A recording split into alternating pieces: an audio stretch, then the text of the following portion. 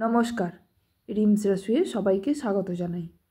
আজ বানাবো একদম দোকানের মতো নলেন গুড়ের কাঁচাগোল্লা।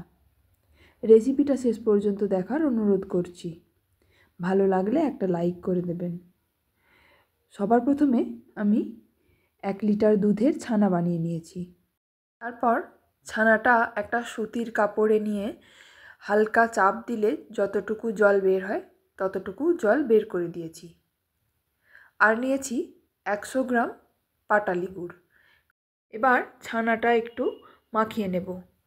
মানে রসগোল্লা বানানোর সময় যেমন ছানাটা মিহি করে মাখাতে হয় সেরকম নয়, শুধু বড় বড় যে দলা পাকানোগুলো রয়েছে ওগুলো ভেঙে নেব। তারপর গ্যাসে কড়াই বসিয়ে গুড়টা তাতে দিয়ে দেব। একদম কম আঁচে নাড়াচাড়া করে গুড়টা যখন গলে যাবে ওর মধ্যে ছানাটা দিয়ে দেব।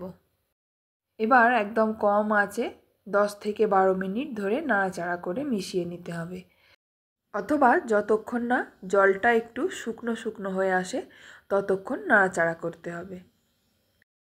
দেখুন ছানাটা এখন পাতলা মনে হচ্ছে, কিন্তু নাড়তে নাড়তে এটা শুকনো হয়ে আসবে। জোর আঁচে কিন্তু একদমই করা যাবে না, তাহলে পুড়ে যেতে পারে। একদম ধৈর্য নিয়ে আস্তে আস্তে নাড়াচাড়া করতে হবে।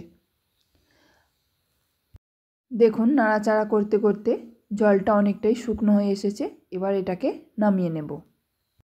এবার একটা পাত্রে ঢেলে নিয়ে একদম হালকা ঠান্ডা হতে দেব। এই গরম অবস্থাতেই আমি কাঁচা গোল্লাগুলো বানিয়ে ফেলব। আপনারাও এইভাবে একবার বাড়িতে ট্রাই করবেন। আশা করছি ভালো লাগবে, আর ভালো লাগলে বন্ধুদের সঙ্গে শেয়ার করে দেবেন। কাঁচা গোল্লাগুলো বানানো হয়ে গেলে আমি ওপর থেকে কিশমিশ দিয়ে দিয়েছি।